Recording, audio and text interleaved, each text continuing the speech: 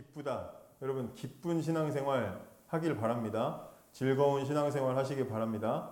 여러분들이 예배가 즐겁길 바랍니다. 아멘 한 사람들은 즐거우실 거예요. 그죠? 아직 기회 있어요. 아멘 하세요 빨리. 네, 아멘 하세요. 신앙생활이 즐거워야 돼요. 신앙생활이 즐거운 이유가 뭔지 아세요? 신앙생활이 왜 즐거울 것 같아요?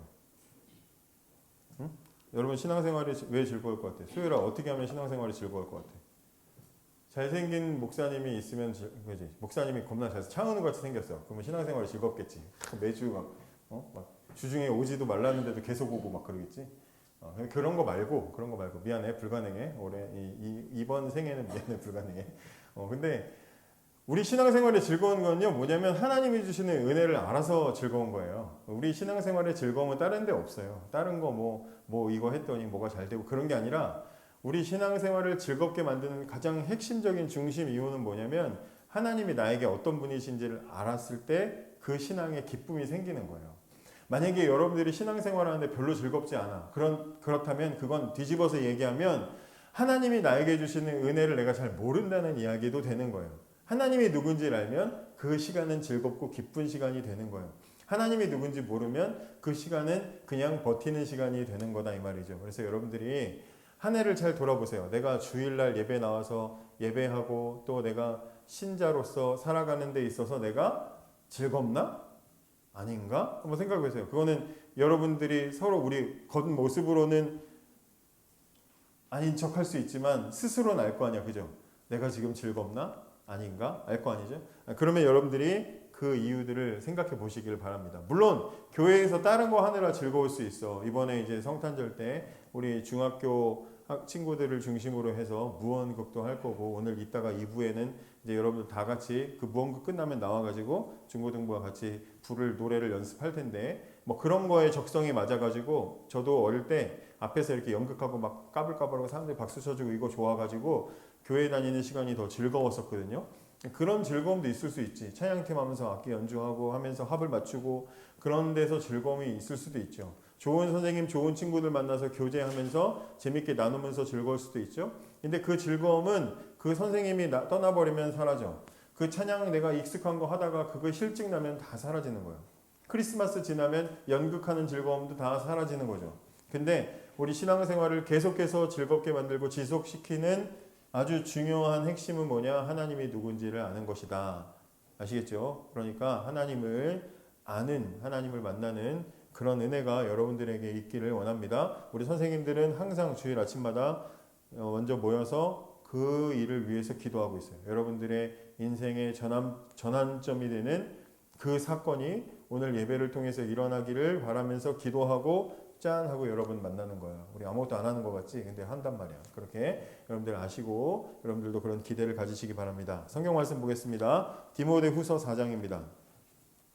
성경책을 가지고 다니자. 아시겠죠? 성경책을 가지고 다니자.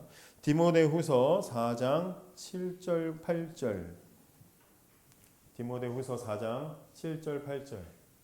같이 한번 읽어보겠습니다. 디모데후서 4장 7절 8절 시작. 내가 선한 싸움을 싸우고 나의 달려갈 길을 마치고 믿음을 지켰으니 이제 후로는 나를 위하여 의의 면류관이 예비되었으므로 주 곧 의로우신 재판장이 그날에 내게 주실 것이며 내게만 아니라 주의 나타나심을 사모하는 모든 자에게도니라. 아멘.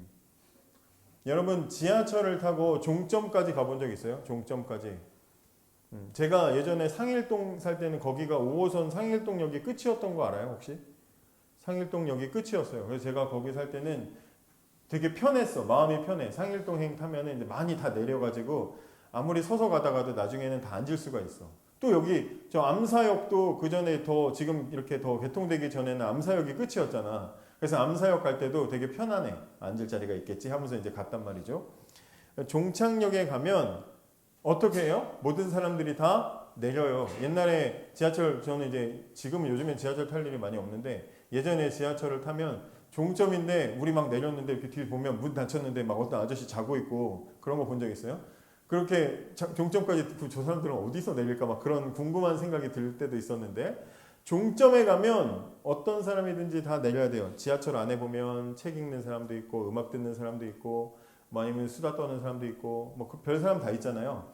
근데 그 어떤 사람 어떤 모양으로 지하철을 탔든지 종점에 되면 어떻게 돼요? 모두 다 내려주시기 바랍니다 하면 다 내려야 돼. 자던 사람도 깨서 내려야 되고 책 보던 사람도 덮고 내려야 되고 수다 떨던 사람도 우리 내려서 또 얘기하자 하고도 내려야 되는 거예요. 여러 가지 모양들이 있는 거죠. 마찬가지로 출발했으면 종착역이 있는 것이고 하나님 만드신 세상 속에서는 시작한 게 있으면 끝이 있어요.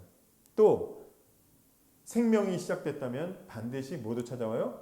죽음도 찾아온단 말이죠. 원하지 않아도 원치 않아도 그렇게 된단 말이죠. 아무리 여러분들이 지하철 안에서 타고 나는 저 종점까지 가지 않을 거야. 난 다음 역까지 가지 않을 거야. 그리고는 지하철 반대 방향으로 막 아무리 뛴다고 해도 반대로 갈 수 있어요? 없어요? 있어요? 없어요? 그럼 바보는 없죠. 그죠? 아무리 반대로 뛰어도 우리는 종착역에 도착할 수밖에 없는 거다 이 말이죠. 그게 우리가 살아가는 이 세상의 우리의 인생이야. 삶이야. 우리의 삶은 그래. 어쨌든 하나님께서 우리를 만드셨고 우리가 하나님 우리를 왜 만드셨지 이유를 알든지 모르든지 하나님은 저와 여러분을 창조하셨고 그리고 이 땅을 살아가도록 생명을 지금 우리에게 주셨어요.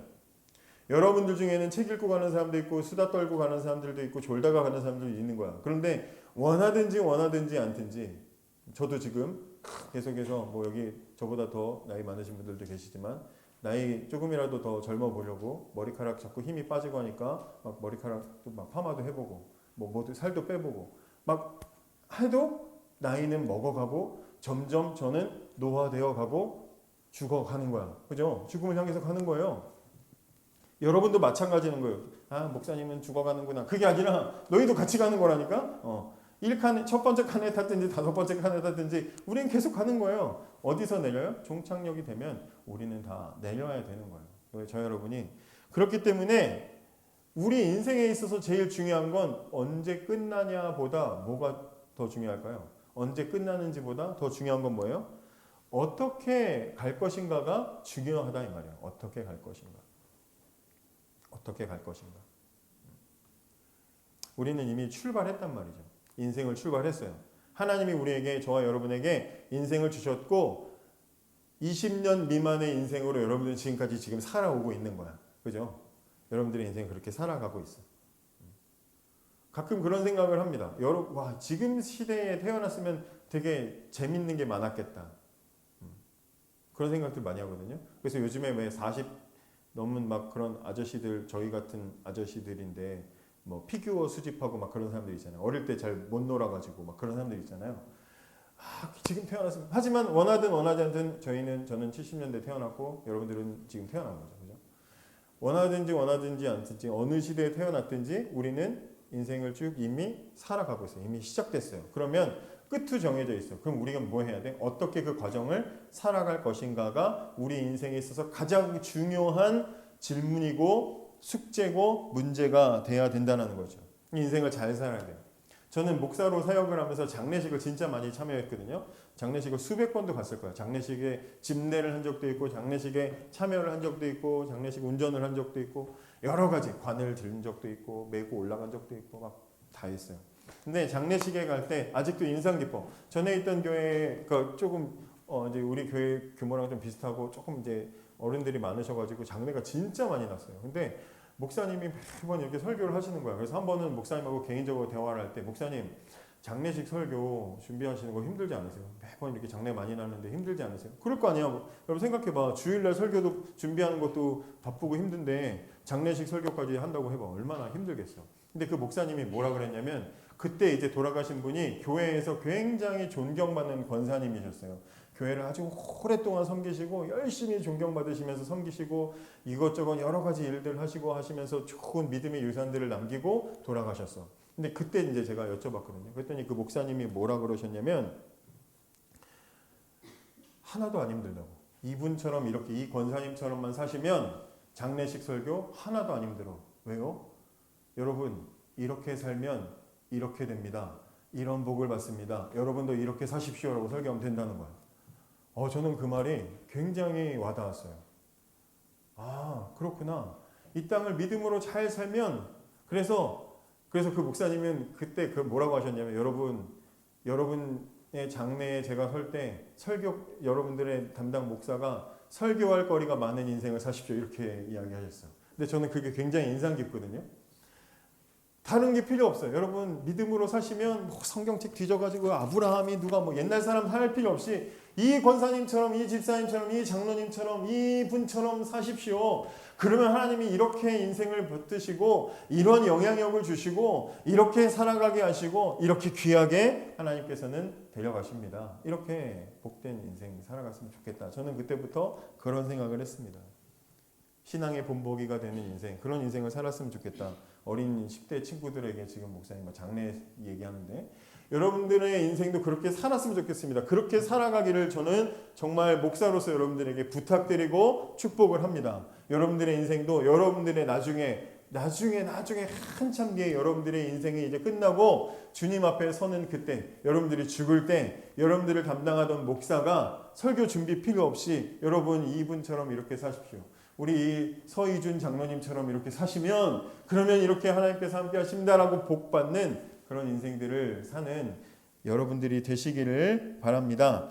오늘 성경 읽은 말씀은요, 사도 바울이 인생을 마무리하면서 이제 고백하는 거예요. 오늘 고백하는데 7절 보시면 뭐라 그래요? 내가 선한 싸움을 싸우고 나의 달려갈 길을 마치고 믿음을 지켰으니, 바울이 인생을 살면서 내 인생은 세 문장으로 말할 수 있습니다. 첫째, 나는 선한 싸움을 싸웠습니다. 나는 달려갈 길을 마쳤습니다. 나는 믿음을 지켰습니다. 이렇게 세 가지를 이야기했습니다. 그래서 이 세 가지 문장으로 정리된 바울의 인생을 한번 살펴보려고 합니다. 바울은 선한 싸움을 싸웠습니다. 따라해보세요. 선한 싸움을 싸웠어요. 바울의 인생은요, 싸우는 인생이었어요. 우리는 평화주의자. 목사님 뭐 싸우라 그래요. 저는 싸우는 거 싫어요. 평화주의자 좋지요. 싸우지 않는 거, 최대한 우리 싸우지 않는 거 좋습니다. 근데 바울은 무엇과 싸웠냐면 죄와 싸웠어요. 우리가 신자로 살아가는 거는요, 물론 우리는 평화롭게 살아야 되고 남들과 싸우면 안 돼. 여러분들끼리도 친구끼리도 싸우면 안 돼. 근데 우리가 싸워야 될 때는 반드시 싸워야 돼. 뭐랑 싸워야 돼요? 뭐랑 싸워야 돼? 죄와 악과 우리는 싸워야 돼. 세상과 싸워야 되는 거예요. 싸워야 될 때는 싸워야지, 싸워야 되는데도 안 싸우면 그건 뭐예요? 비겁한 게 되는 거예요. 해야 될 때는 해야 되는 거야. 다윗이 골리앗과 왜 싸웠어요? 원래부터 12충이야? 다윗이? 뭘 봐? 막 그러면서 막 물맷돈 던지고 곰 뭘 쳐다봐? 양도 막 죽였어? 아니잖아요. 다윗이 왜 싸웠죠? 다윗이 골리앗과 왜 싸웠어요? 하나님을 모욕하는 그 악한 것을 보고 참지 못해서 싸운 거예요. 여러분, 세상이 악해졌을 때, 악한 일들을 볼 때 신자들은 어떻게 해야 돼요? 싸워야 되는 거예요. 선한 싸움을 싸워야 되는 거죠. 저와 여러분 마찬가지예요. 우리가 살아가는 인생 속에서 저와 여러분도 싸울 때는 싸워야 돼요. 죄 앞에서 싸워야 돼요. 악한 일들을 볼 때 싸울 수 있어야 돼요. 악한 일을 볼 때 싸울 수 있어야 돼. 멈춰 이런 거 하지 말고, 멈춰 이런 게 안 돼. 그런 거 말고 싸워야 돼. 또 어떤 죄와 싸워야 돼?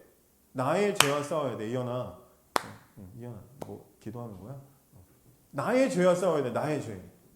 내 안에 죄의 감정들이 일어나고 욕심들이 일어날 때 난 자신과 싸워야 돼. 어쩔 수 없어. 난 약해. 그러면서 받아들이지 말고 싸울 때는 싸울 수 있어야 돼요. 싸우는 인생. 여러분, 죄와 싸우고 있습니까? 악한 것과 싸우고 있습니까? 악한 일들을 볼 때 여러분 싸우고 있습니까? 싸울 수 있어야 돼요. 싸울 수 있어야 돼요. 여러분 주변에 악한 일들이 일어날 때 말할 수 있어야 돼요. 유근영 선생님 정도 등치 피지컬 되면은 싸울 수 있겠지만 뭐 나는 약하니까 안 돼. 그러지 않고 싸울 때 싸울 수 있어야 돼요. 두 번째, 뭐 했어요? 바울이 뭐라 그래요? 바울은 달렸대. 걷지 않고 나는 달려갈 길을 마치고 달려갔다고 말하고 있어요.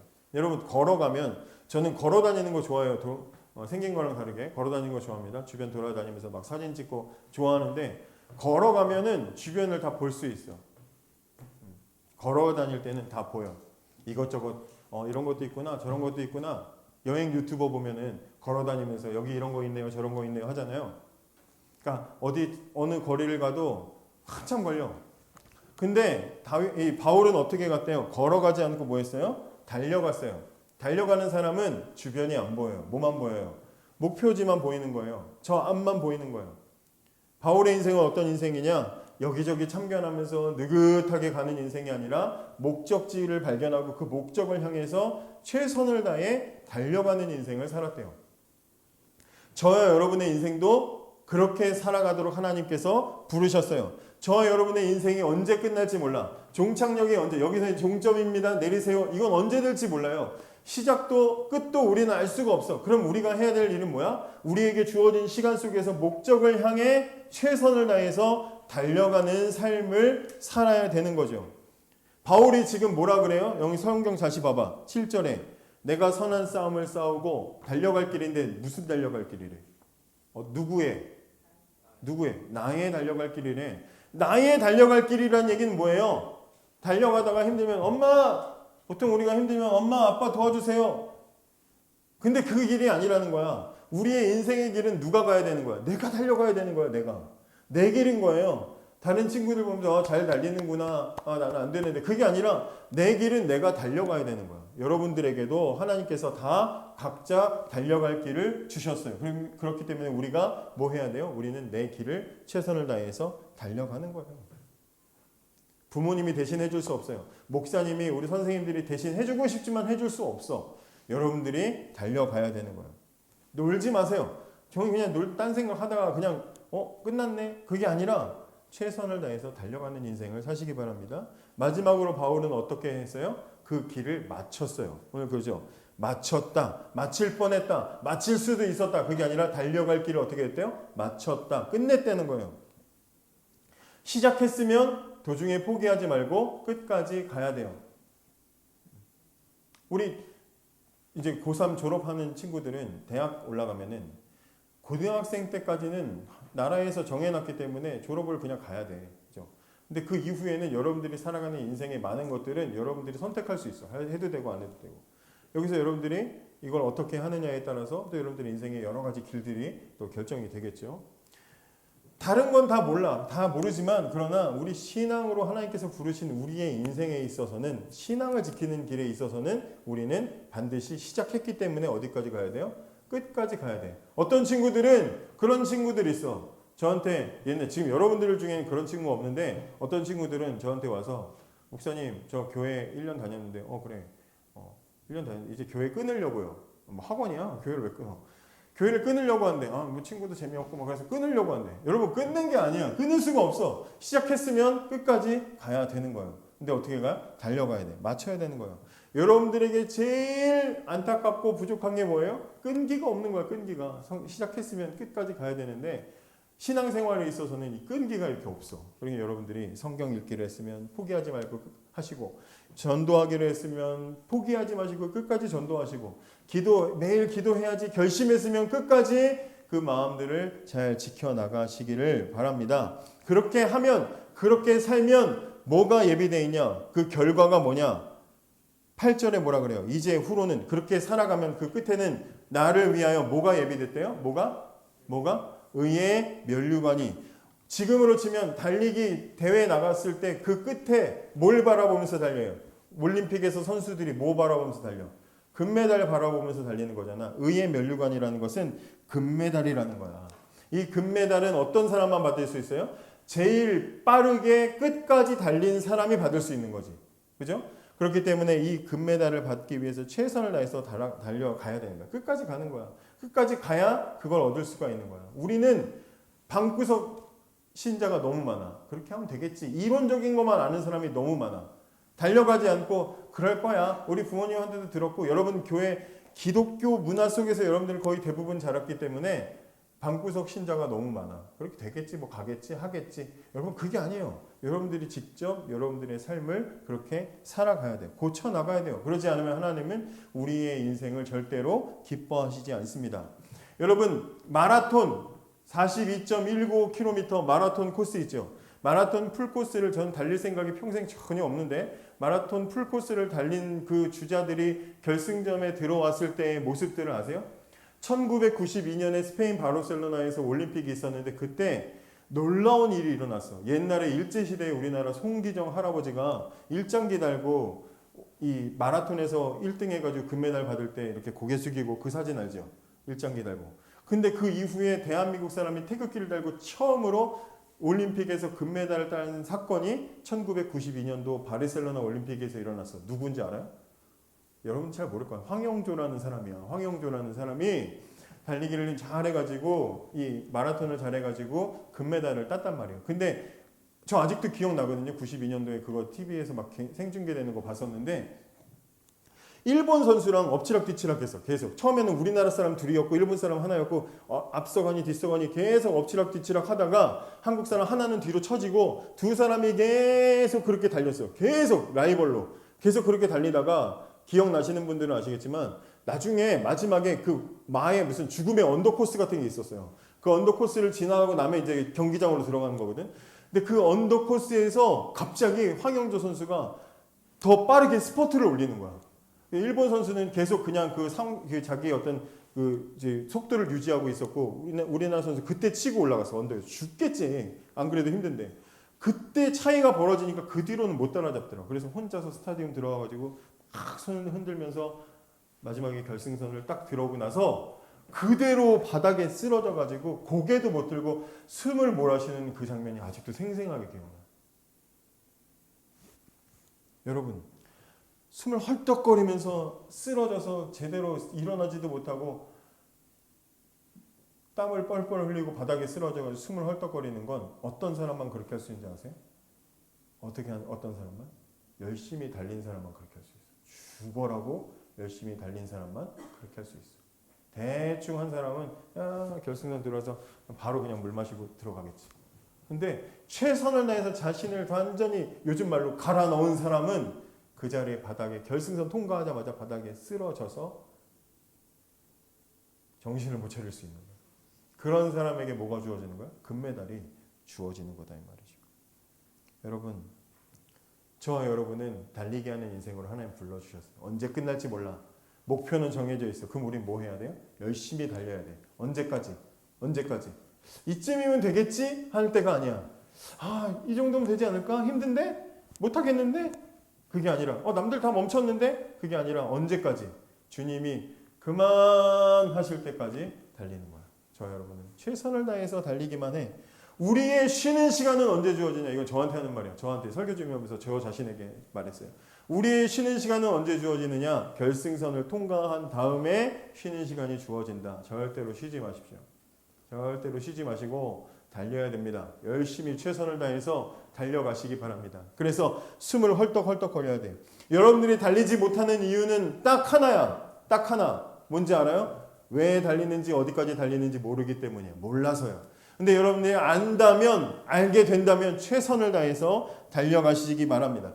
달리면서 여러분들의 신앙의 싸움, 이 땅을 살아가는데 믿음의 싸움을 싸워나가는 것을 미루지 마세요. 미룬다고 해서 적이 약해지지 않아요. 지금 싸우고 지금 죄와 싸우고 지금 여러분들이 치열하게 싸우지 않으면 더 강하게 업그레이드 돼서 여러분들에게 다가올 거야. 그렇기 때문에 믿음의 싸움을 최선을 다해서 싸워나가시면서 최선을 다해서 여러분들의 인생을 살아가시기 바랍니다. 그래서 결승선을 통과하고 저와 여러분 다 같이 바닥에 들어 누워서 헐떡거리자고. 됐죠 주님? 끝났죠? 그렇게 하면 주님이 우리의 삶에 복을 주시지 않겠습니까? 그렇게 살아가는, 그래서 선한 싸움을 달려갈 길을 끝까지 마치는 그런 은혜의 삶을 살아가는, 영광스러운 삶을 살아가는 저와 여러분이 되기를 원합니다. 이 시간에 기도하겠습니다.